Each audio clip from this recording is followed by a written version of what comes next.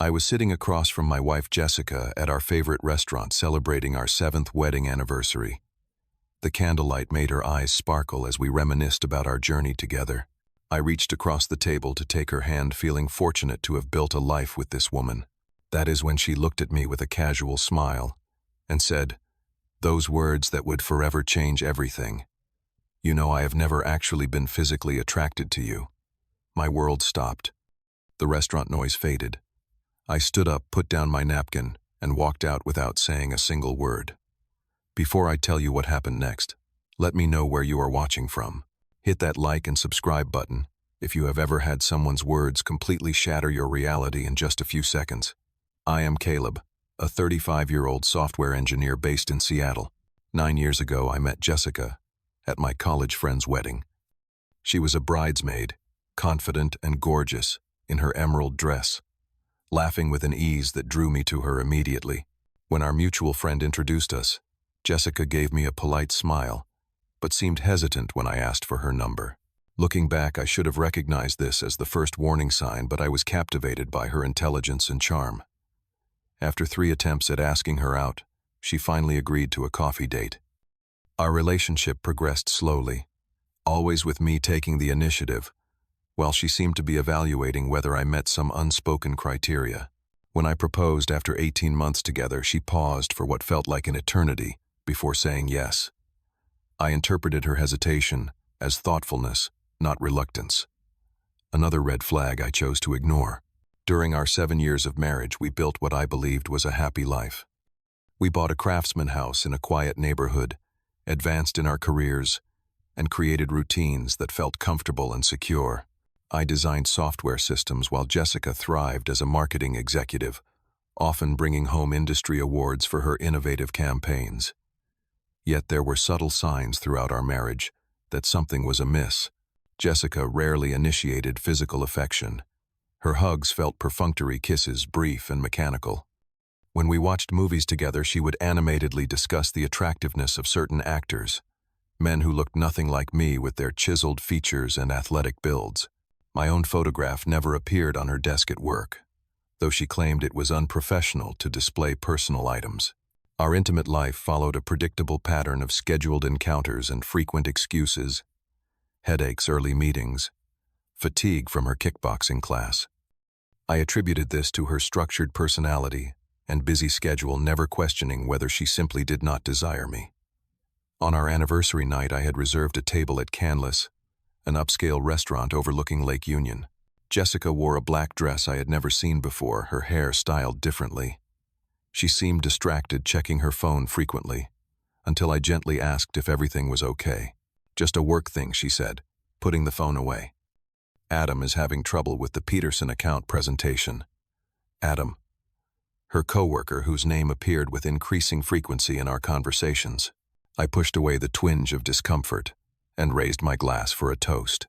"To 7 wonderful years," I said, "and to the moment I knew you were the one." Jessica tilted her head. "When was that exactly?" "Our 3rd date. We were walking by the waterfront, and you stopped to help that lost child find his parents. The way you comforted him, so naturally caring. I just knew." She took a sip of wine, a strange expression crossing her face. "That is interesting. When did you know about me?" I asked. Her answer changed everything. "I am not sure I ever had that moment," she said, setting down her glass. "I mean, you were stable, kind, financially secure. My parents loved you. It made logical sense." The restaurant seemed to grow quieter as I processed her words. "What about attraction chemistry?"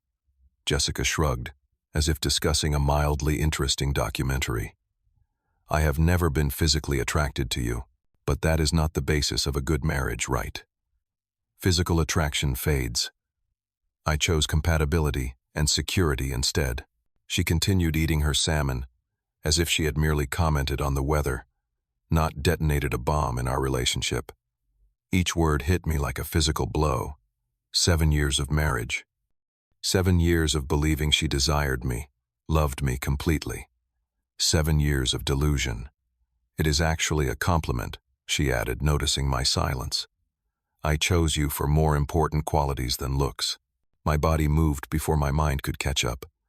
I placed my napkin on the table, stood up, and walked out without a word. Behind me, I heard her calling my name with confusion, but I kept walking. I got into my car and drove aimlessly for hours, my phone buzzing constantly with her calls and messages, which I ignored. That night, I checked into a downtown hotel, unable to face returning to our home. Lying on the unfamiliar bed, staring at the ceiling, I replayed countless memories through the harsh new lens of her confession.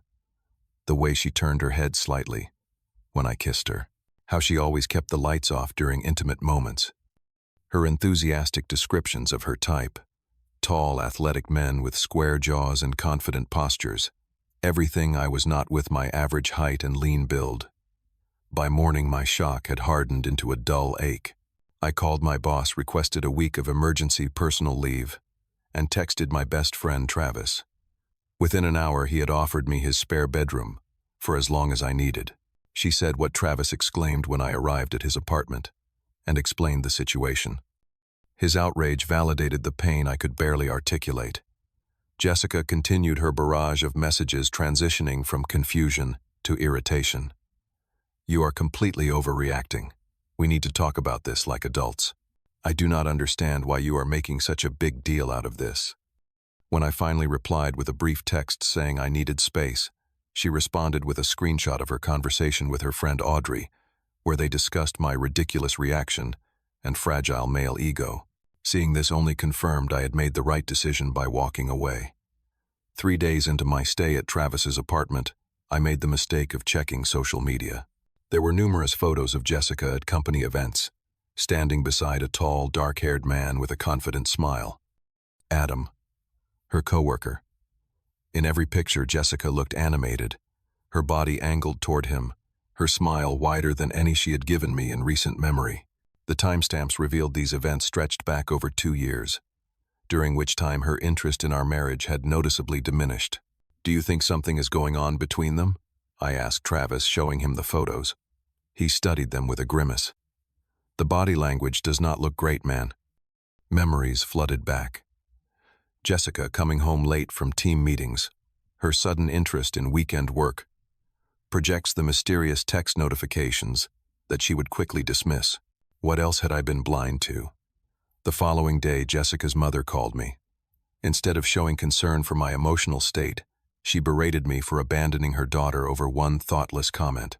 "Marriage is about commitment, not running away when your feelings get hurt," she lectured. "Jessica has always been too honest for her own good. You need to be a man and go home." I ended the call and immediately scheduled an emergency session with my therapist, Dr. Winters, who had helped me through my father's death 2 years earlier. What Jessica said was profoundly hurtful, Dr. Winters affirmed after I recounted the conversation. "Your reaction, needing space, is completely understandable." That evening, while sharing a beer with Travis on his balcony, I finally verbalized what had been building inside me. "I feel like a fraud," I admitted, my voice breaking. "Like the past 7 years have been a lie. Like I was some kind of convenience for her." Travis placed a hand on my shoulder, his presence more comforting than any words. The next morning, Jessica appeared unannounced at Travis's door. When he informed her I did not want to speak with her, she created a scene in the hallway loud enough for neighbors to peer out of their apartments. "You cannot just throw away 7 years because your feelings got hurt," she shouted through the door. "What about our house? Our accounts? Have you thought about the financial implications of your little temper tantrum?" Her words revealed more about the transactional nature of her commitment than any further conversation could have. I remained silent while Travis firmly asked her to leave before he called building security. Later that day, she sent a calculated text. "I have consulted with my father's attorney. You should know that your behavior constitutes abandonment. This will not look good for you if we end up dividing assets." Her threat crystallized what I needed to do next.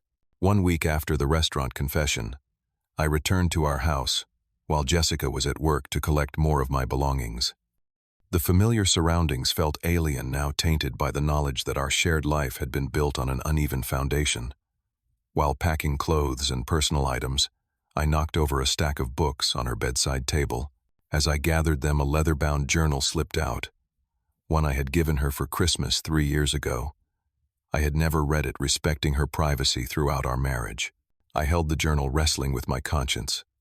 Reading it felt like a violation, yet I was already standing in the rubble of a relationship built on half-truths. With trembling hands, I opened it to a random page, dated 6 months earlier. Lunch with Adam again today. He gets me in a way Caleb never has. There is something magnetic about him, the way he commands attention in meetings, how he seems to know exactly what I am thinking. When our hands brushed while reaching for the same file, I felt that spark I have always hoped to feel with Caleb, but never did. Is it wrong to want both security and passion? Caleb gives me one but not the other. My stomach clenched as I flipped through more entries. The journal documented an escalating emotional affair spanning nearly 2 years. Between mundane work notes and daily observations were scattered references to Adam, their inside jokes, their special connection, her growing resentment toward coming home to me. One passage from just 3 weeks ago hit like a physical blow. Sometimes I wonder what my life would be like if I had waited for someone who made me feel the way Adam does. Caleb is a good man, but settling for compatibility without attraction has taken its toll. I find myself inventing excuses to avoid intimacy. How long can I keep pretending? The front door opened while I was still holding the journal. Jessica stood in the doorway, her expression shifting from surprise to alarm when she saw what I was reading. "What are you doing?" she demanded, dropping her purse and striding toward me. "That is private." I looked up, a strange calm replacing the turmoil of the past week. "Is there something going on between you and Adam?" Her momentary hesitation told me everything before she even spoke. "We are just friends, colleagues." I opened to a flagged page and read aloud. Adam texted that he misses our conversations when I am not at the office. I miss him too, more than I should, more than I ever miss Caleb when I am away. Jessica's face flushed. "You had no right to read that. Like you had no right to marry someone you were never attracted to without telling them. Like you had no right to develop feelings for your coworker while gaslighting me about my concerns. Nothing physical has happened." She insisted, though. Her eyes would not meet mine. "But you want it to," I said, no longer a question. "You have been having an emotional affair while making me feel inadequate for years." Jessica's defense crumbled. Tears filled her eyes, the first genuine emotion I had seen from her in days. "I tried, Caleb. I really tried to feel that way about you. You should be grateful," she added, her vulnerability hardening into something ugly. "Someone like me with someone like you. Do you think you would have found another woman of my caliber? I could have had anyone, but I chose you for your stability."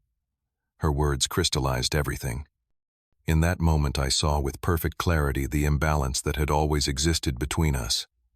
Not in our looks or social standing, but in the fundamental respect she lacked for me, as a person worthy of complete love.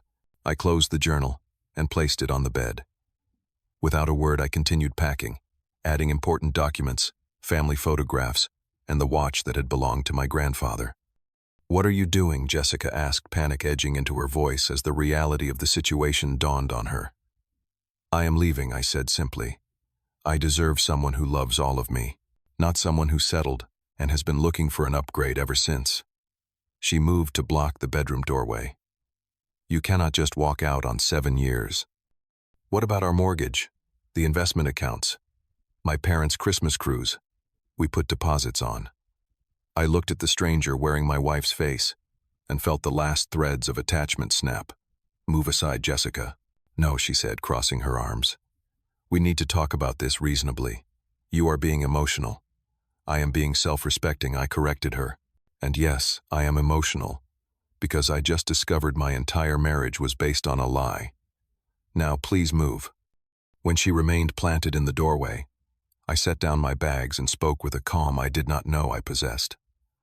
"I deserve someone who desires me completely, emotionally, intellectually, and physically. Someone who chose me because they could not imagine being with anyone else, not because I was the safe option. I will not spend another day wondering if I am enough, or if you are messaging Adam while lying next to me. Now for the last time, please move." Something in my voice must have reached her, because she stepped aside. As I walked past her, she grabbed my arm. "Caleb, please. We can work through this. Couples therapy. A fresh start. I do love you in my way." I gently removed her hand. "Your way is not enough for me anymore." The following week passed in a blur of practical decisions. I consulted with a divorce attorney, who advised me on protecting my interests. I secured my personal finances, opening new accounts, and transferring my portion of our savings according to my lawyer's guidance. Meanwhile, Jessica launched a campaign to control the narrative among our friends. According to messages I received, she was portraying herself as the victim of my fragile masculinity and inability to handle honesty. Some mutual acquaintances chose sides immediately, while others reached out to hear my perspective. She said you flew into a rage when she made an innocent comment. Our friend Daniel told me during a meetup for coffee, but that does not sound like you at all. I showed him the journal entries Jessica had written, which I had photographed as evidence. His expression darkened as he read them. "Man, I am so sorry. This is not what she is telling people."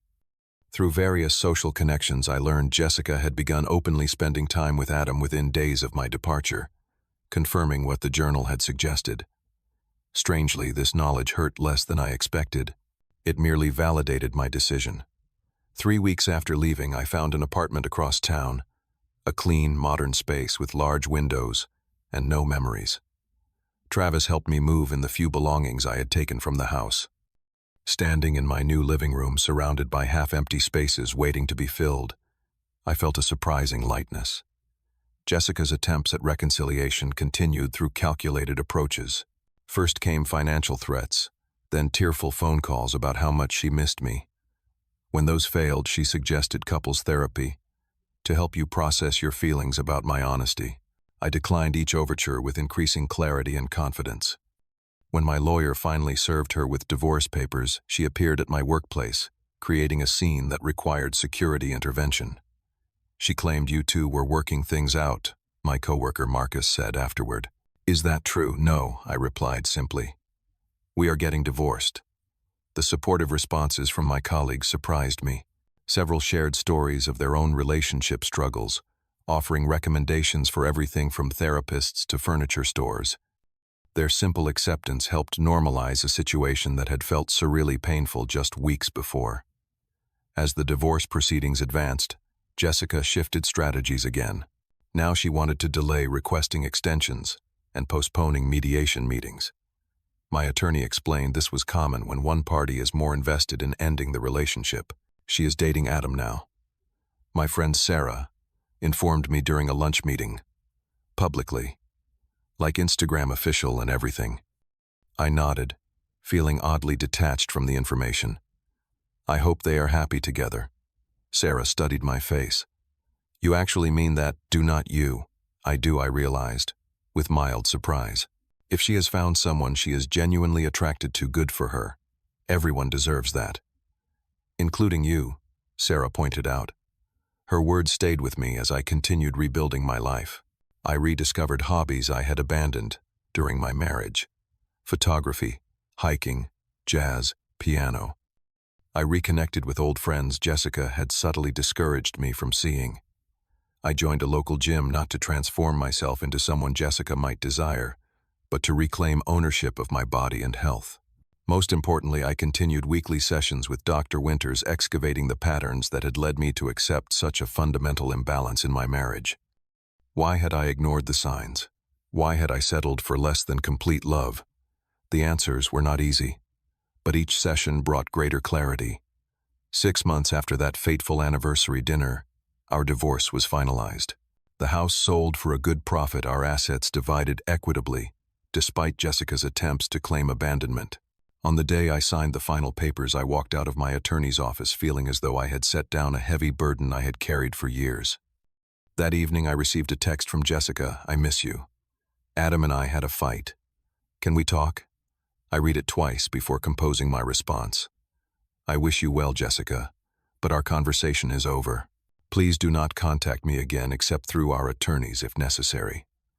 Then I blocked her number, an act that would have been unimaginable a year earlier, but now felt like the final step in reclaiming my self-respect. The following weekend, while volunteering at a community art festival, another new habit I had developed. I met Gabriella, an elementary school art teacher with an infectious laugh and direct manner. When she asked about my photography, she listened with genuine interest, her eyes never wandering to check for someone more appealing across the room. "Would you like to get coffee sometime?" she asked at the end of our conversation. Her straightforward approach was refreshing after years of initiating every interaction with Jessica. Our first date extended from coffee to a walk along the waterfront to dinner conversation flowing effortlessly. When she smiled, it reached her eyes. When our hands touched, neither of us pulled away. "I like you, Caleb," she said as I walked her to her car. "I would like to see you again."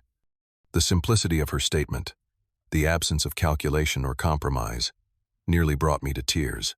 2 months into dating Gabriella, I heard through mutual friends that Jessica and Adam had broken up publicly and dramatically. Apparently he had been seeing someone else simultaneously. Jessica tried calling me from different numbers, but I maintained my boundary, deleting her voicemails unheard. On the 1-year anniversary of that fateful dinner confession, I took Gabriella to a symphony performance. Watching her face as she lost herself in the music, I realized something profound. I had never once wondered if she was truly attracted to me. Her desire was evident in every glance, every touch, every moment of undivided attention. For the first time in my adult life, I existed in a relationship without the undercurrent of insecurity that had been my constant companion with Jessica. Today marks 2 years since Jessica's casual admission shattered my world. Looking back, I recognize that moment as painful but necessary, the catalyst for building a life based on authenticity rather than convenience. The lessons from that experience have transformed how I approach relationships. I have learned to trust my instincts when something feels unbalanced. I have discovered that genuine connection cannot be manufactured or reasoned into existence. Most importantly, I understand now that settling for conditional love inevitably leads to resentment on both sides. My relationship with Gabriella continues to evolve, built on a foundation of mutual attraction and respect. Last month we moved in together, merging our lives with a transparency I never experienced with Jessica. When Gabriella says she loves me, I never question which parts of me she means. Last weekend we attended a wedding where I unexpectedly encountered Jessica. She was alone, looking elegant but somehow diminished. During the reception she approached me, while Gabriella was chatting with other guests. "You look happy," she said, studying my face. "I am," I replied simply. She nodded, twisting her cocktail napkin. "I made a mistake, Caleb. I took you for granted. I missed the life we had. 2 years ago, those words might have weakened my resolve. Now they merely confirmed how far I had come. I wish you well, Jessica," I said sincerely. "I hope you find someone you can love completely." I rejoined Gabriella, who welcomed me back to her conversation with a natural affection that still sometimes surprises me.